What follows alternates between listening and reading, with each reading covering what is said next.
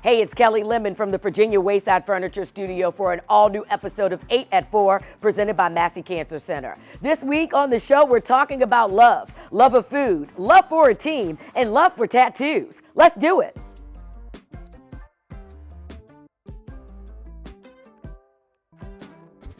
Y'all know how tough it was to get a table for Valentine's dinner, but fortunately there's enough Richmond restaurants making dope eats that you could just pick up something on a moment's notice and still play Cupid. Check the menu at your local cafe because many offer themed lattes or other libations. At Perk Coffee and Lunchbox, the Valentine's Day menu has been available since the beginning of the month. Try a Cupid's Kiss white chocolate rose latte with dried roses on top. The iced version features raspberry rose cold foam. For holiday haters, the anti-hero is an oat milk latte with house-made syrup, mocha drizzle, and raspberry rose cold foam. For pickup pastries, Pies and Cakes Bakery has a menu leading up to Valentine's Day that includes raspberry swirl pound cake, red velvet cupcakes with cream cheese buttercream, chocolate whoopie pies, Valentine sugar cookies, and cherry pie. I picked these two because my sugar cookies are always a big hit. I like a sugar cookie that's a little softer. A lot of my baking is focused on the texture of things, and I love a softer sugar cookie that also has an icing that sets up firm but doesn't crack your teeth when you bite into it. Red velvet cake is a southern staple. It's basically a cocoa cake that has red food coloring in it, and then it's topped with a cream cheese buttercream. So it's got a little tang and a little sweetness, but not too much of either. For cocktails, Cirrus Vodka is offering 2 special cocktails through Valentine's Day, a Cupid's Crush featuring raspberry rose simple syrup and lemon, and the Espresso Martini. Order them or any of Cirrus's other cocktails for pickup at the distillery or delivery. Good luck and happy Valentine's Day. Sticking with food, Brick House, a popular diner in Midlothian, has made the leap to this side of the river, adding another location in the old Kitchen 64 space. We caught up with co-owner Nick to hear more. So we decided to come on this side of the river, opened up a spot in Richmond. Everything went good as we could go. Coming into Richmond, took us about 3.5 months to get it open. Decided on doing a breakfast and lunch concept first with all our menu items and breakfast, lunch menu items. And then eventually, if things go well, we'll probably open up dinner as well. But right now, just breakfast and lunch. We did a lot of work on the inside, needed just some updating. Everything was just a little older, and we updated, put new fixtures in, paint, spruced up the bar a little bit, some color. The menu items we have are based on our burgers and stuff that we have at our other locations. Like I said before, we grind our own beef, make steak burgers to order, fresh seafood, oyster, shrimp, and our homemade sandwiches, prime rib melts, steak sandwiches, home-cooked fries, home-cooked chips, sliced in-house, both fries and chips. The original owner, Johnny, approached us on a good location, and he was ready to give it up and wanted someone that could run it and take over his location that he started here, and we agreed on it and came over here. I'm up to like 10 or so tattoos, and just like they say, despite the pain, each time I leave thinking about when I'm going back. My name is Brian Stewart. I'm a tattoo artist. This is Expensive Pain Tattoo Studio. It's the first Black-owned tattoo studio in Richmond. We want to be honest with our clients and let them know what they're walking into, because tattoos are expensive. It's art. There's no price cap on it. You just have to accept those two important pieces first, and everything will be okay after that. You have to have a pain tolerance, and you have to have some money to spend. And those two things are not easily attainable. I was getting tattooed one day and I watched the tattoo artist work. I drew the design that he was doing. So at that point, I just realized that all I needed to do was learn how to work the machine, and I would be in full control of what designs came out on people's skin. And then I just started to study and execute. Since the day I started tattooing, I've been tattooing every day unless I was sick. I like the location. I fell in love with the location when I came inside. I think Richmond deserves something different when it comes to the tattoo scene. I want to be the first comfortable tattoo shop that's geared towards, the clients and not just making money. We also have like a social Saturdays, like a gathering for the clients.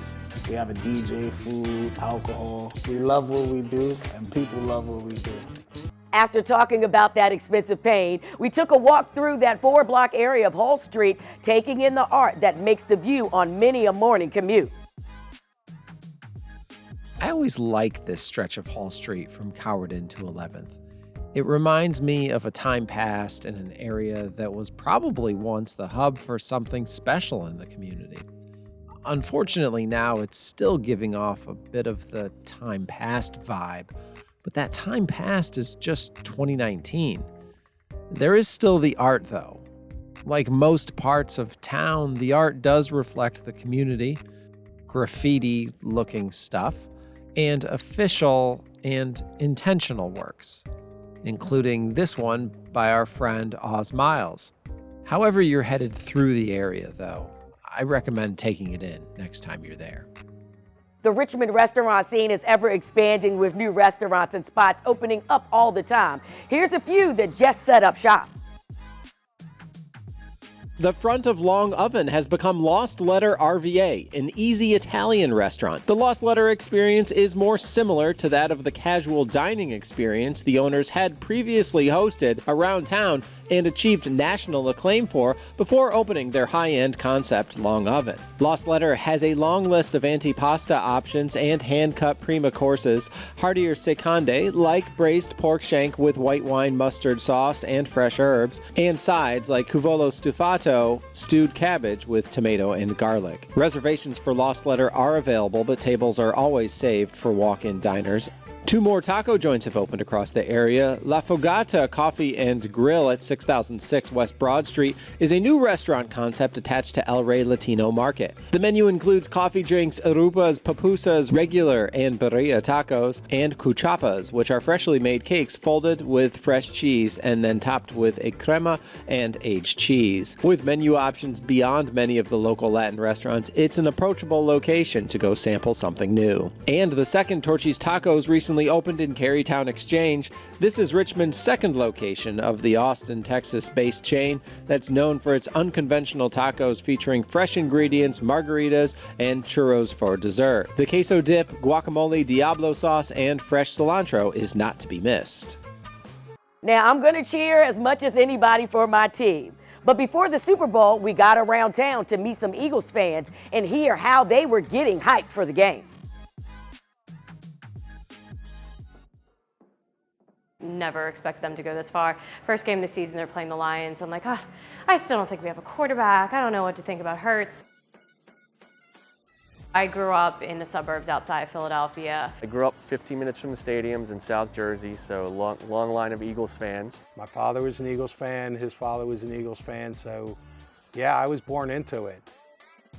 My superstition's really I have to wear the same shirt and same hoodie every day. I'm not on my phone, I'm not texting anybody, I'm not talking to anybody. I don't drink during games because I need to be like dead focused and clear. If I wear a shirt and they win, I continue to wear that shirt until they lose. We have an Eagles cap that sits on the back of the couch that my wife wears. We keep it on the couch. She sits intently right there on that corner and watches the game. We try to sit in the same seats on the couch and stuff like that. So yeah, there's some superstitions.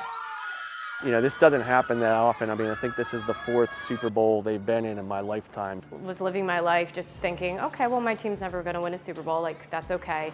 I really never thought they were going to win that first Super Bowl, especially just because it was, Nick Foles. It wasn't Carson Wentz. I never in a million years thought we were going to be the Patriots in that Super Bowl. I drove out for the Super Bowl parade, and it was just so cool.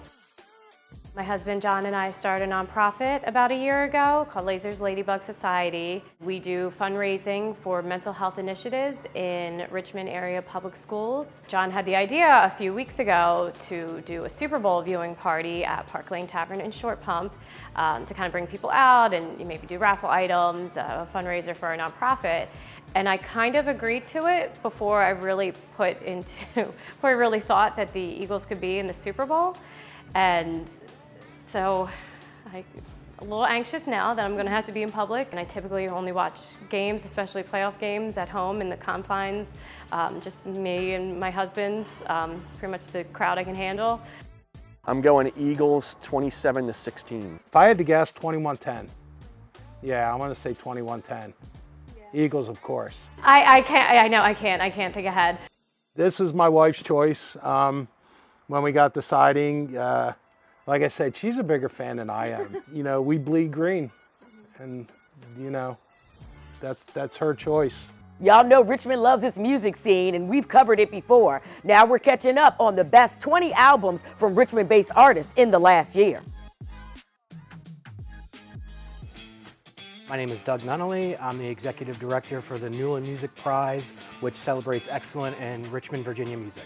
We started last year, 2022, recognizing records released in the previous year, which would have been in 2021. So this is our second year.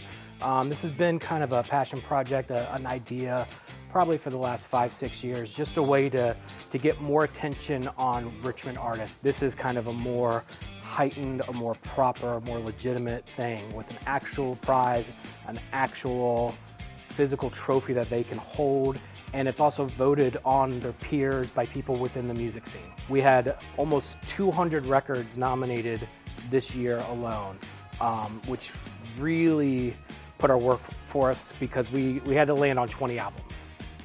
And we had a committee of about 12 people with a really heightened sense of specific pockets of the scene. It's named after Dika Newland, who was a professor for VCU, but she was also a musical prodigy. She had worked under Arnold Schoenberg, who was a famed composer in the 1900s. She started becoming involved in the kind of punk and metal scene of the day. She had a couple bands. She started a cabaret act. She was an Elvis impersonator. I was always struck by her story. She passed away in 2006. Her story, her ingenuity, her fearlessness, her just bold ambition to just do whatever she wanted to in the scope of music. She embodied all that, which you can really find in the Richmond scene today. You can find classically trained musicians who have degree after degree who are in some random punk band that are playing before 10 people, but then, you know, 2 weeks later they're going to be part of a symphony. That's the story of Richmond music right there. It covers everything, but also supports everything. I mean, the local music scene here is, you can't really put it into words. It's so incredible and it's grown so much. And Richmond has historically made a name for itself with a bunch of great acts, you know, not just, you know, shock artists like War or, you know, indie artists who have made a career out of 30 years like Carbon Leaf. There's been tons of other artists making substantial music out of the scene for the past 30, 40, 50 years. And the scene today is just an evolution of that. There's so many vital artists making good pieces of music, but I think the most important part about Richmond is how they all support each other and they all promote each other. With the weather as it is now, it's starting to feel like we may not see real snow this year. RTD meteorologist Sean Sublett tells us why. For the most part, what we've seen specifically this winter is tied back into La Nina, which is the phenomenon where the water is abnormally cold along the central part of the Pacific Ocean near the equator that alters the jet stream flow. And the jet stream ultimately goes back and governs how storms move. And in this particular situation, the primary storm track near Virginia is just to the west. And we have to remember storms spin like anything else in the atmosphere, but it's an area of low pressure, and the areas around low pressure spiral counterclockwise. So if a storm goes by just to the west of Virginia, we're going to get a south wind. And a south wind is going to be warm, so it's going to be a lot harder when we look at the winter as a whole to get snow back into Virginia. All right, that's it for another episode of 8 at 4 presented by Massey Cancer Center, where they invite you to imagine a future without cancer. I'm Kelly Lemon, and we'll see you next time.